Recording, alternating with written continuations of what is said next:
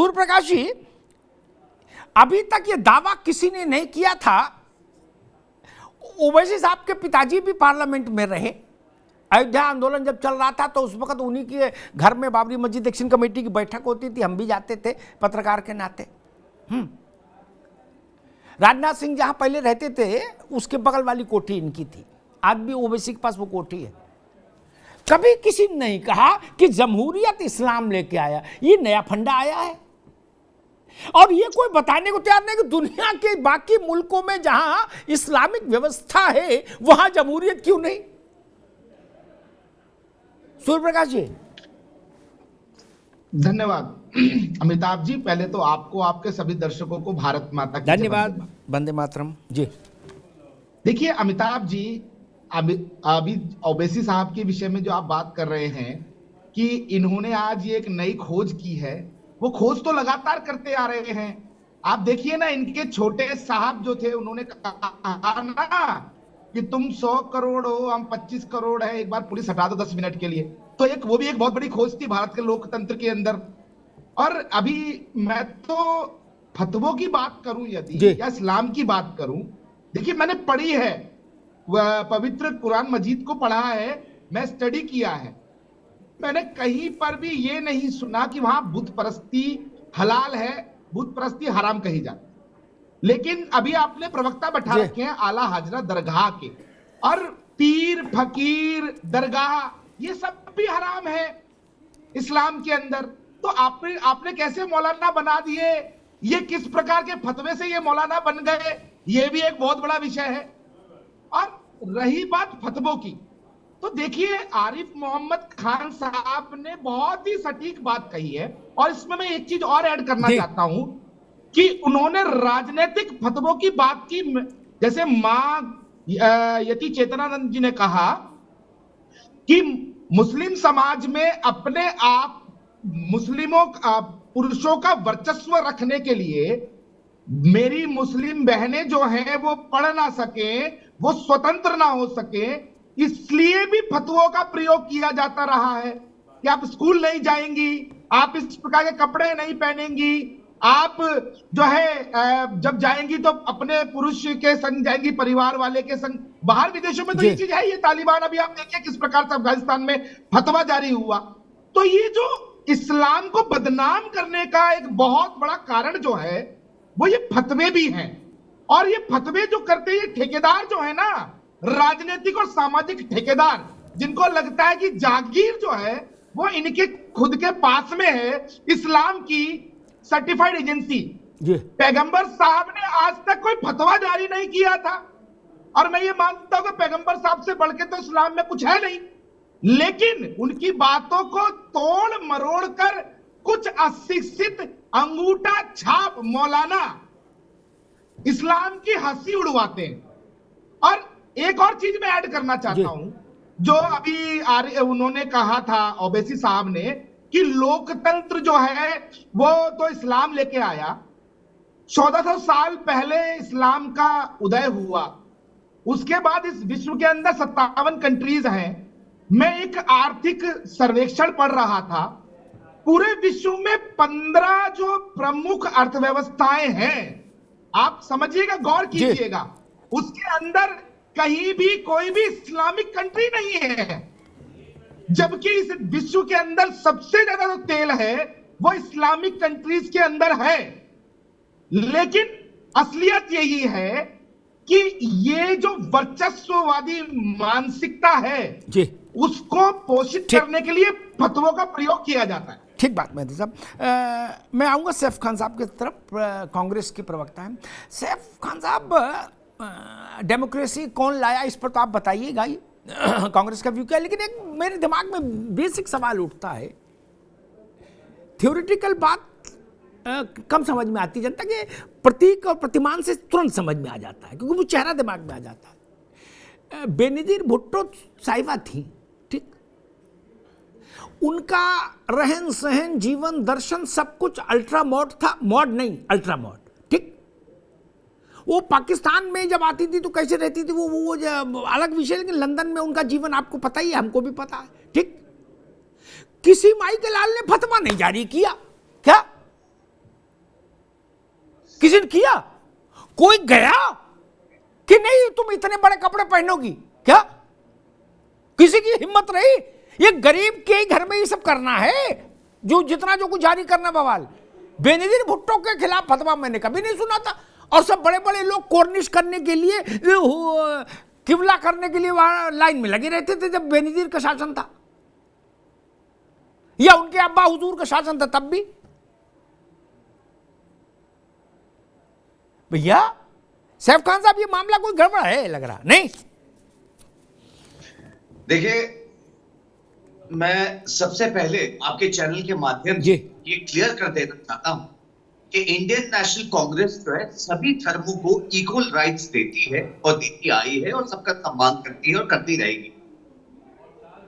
आज क्योंकि आपने स्पेसिफिक सिर्फ फतवे के ऊपर जो है इस्तेमाल किया गया है, या फतवे के ऊपर जो है टॉपिक, फतवे के ऊपर बात आ रही है, तो मैं ये बताना चाहता हूं कि इंडिया, हमारे भारत में, क्योंकि मैं खुद भी मुस्लिम हूं जी, और मैंने ऐसे फतवे भी देखे हैं जिसमें लिपस्टिक की बात होती है कि महिला जो है लिपस्टिक नहीं इस्तेमाल कर सकती, या नेल पॉलिश नहीं इस्तेमाल कर सकती, या वो चेयर पे नहीं बैठ सकती, या वो गाड़ियां नहीं चला सकती। जो है ये बहुत सारे ऐसे फतवे जो है ये सामने आए, मगर इंटरनेशनल फतवे बिल्कुल अलग हैं।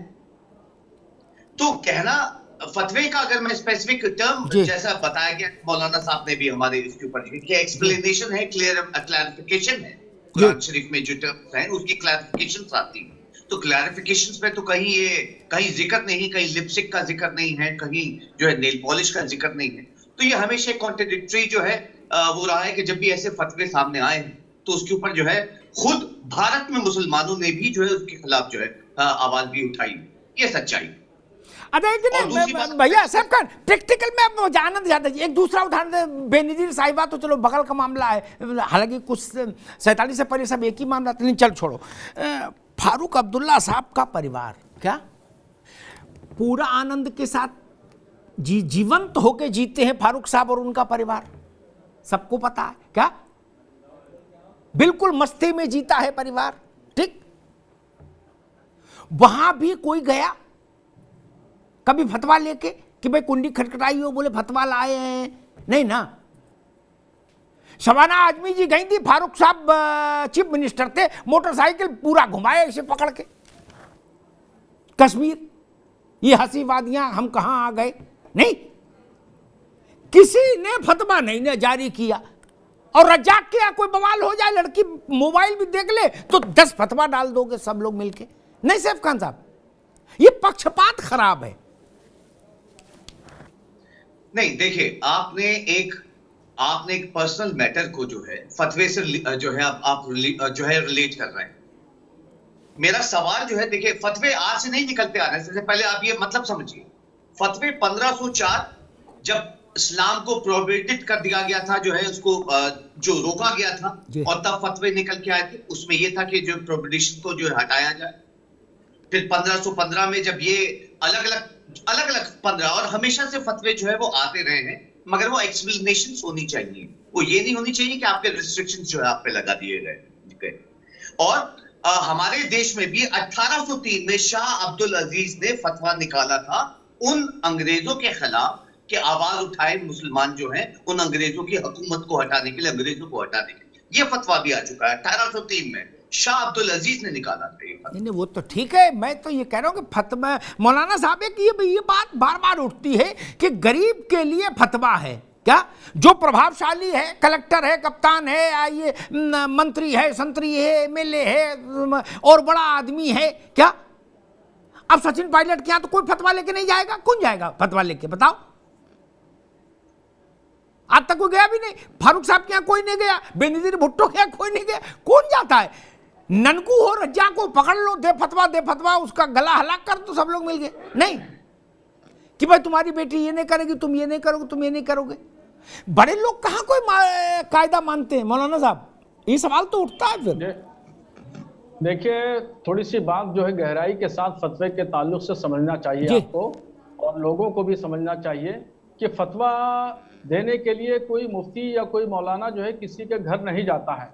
अगर शरई मामलात में किसी को जानकारी हासिल करना होती है तो वो शख्स दारुल इफ्ता में आता है, किसी आलिम दीन के पास में आता है, मुफ्ती के पास में जाता है, और वो लिख करके 2 लाइन देता है, क्या फरमाते हैं उलमाए दीन मसला झेल में, वो मसला बयान करता है, अपना नाम अपना एड्रेस लिखता है और फिर उस पर वो हुक्म जारी कर दिया जाता है।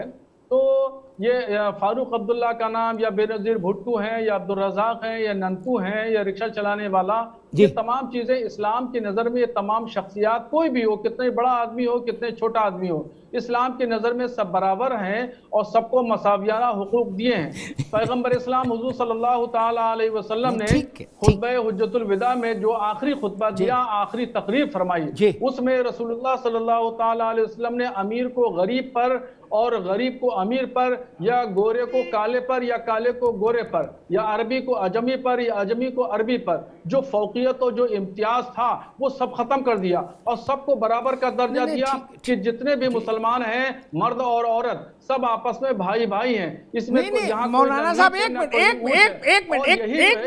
का हुक्म होता है, थोड़ा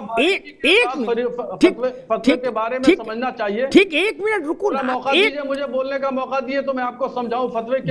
एक मिनट मैं अभी भी इस बहस में तो उतनी ही बात आ पाती है जितना सब लोग हैं। मेरा सिर्फ एक सवाल ये था कि जब मसला ये है कि सब एक बराबर हैं, भाई हैं, ठीक, इस्लाम मानने वाले, तो ये जो कई दर्जन देशों में जहां संघर्ष में जो 2 पार्टियां लगी हैं, दोनों इस्लाम मानने वाली हैं,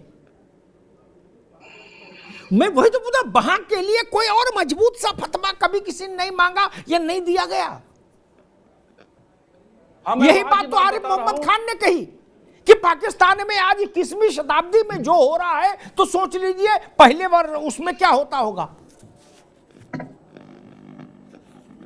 जी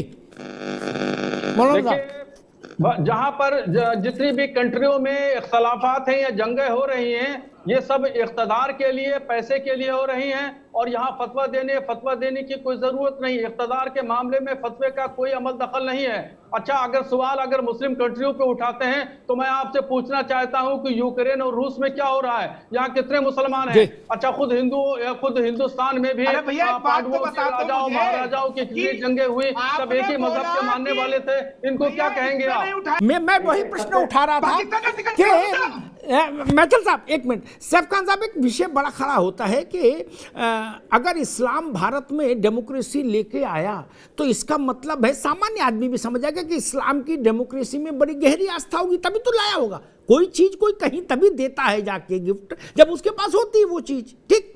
तो जहां जहां इस्लामिक स्टेट्स हैं वहां तो डेमोक्रेसी नाम की चिड़िया नहीं जी पाई, कभी पैदा हुई और मर गई नहीं। अब वो ओवैसी साहब कह रहे यहां हम दे गए थे भारत में जब आए थे, अब ये नहीं समझ पा रहे। ये रजाकारों का आंदोलन जब चल रहा था हैदराबाद में तब डेमोक्रेसी आई थी क्या, जहां से एआईएम बनी है? सबसे पहले ये सवाल आपको जो ये सवाल है ये एआईएम असदुद्दीन ओवैसी साहब से पूछना चाहिए। नहीं, अरे आप भी चिंतक हो, ओवैसी की पार्टी छोटी पार्टी, आपकी पार्टी बड़ी है। सुनिए, मैं आपको जवाब दे रहा हूँ इस बात।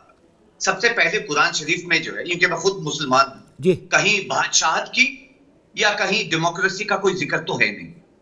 ये खुद मौलाना साहब जो हैं हमारे साथ में, वो खुद आपको जो है बेटर एक्सप्लेन कर सकते हैं कि मैं जो है आप खुद मुसलमान हूं, इसलिए मैं ये आपको जरूर कंफर्म बता सकता हूं।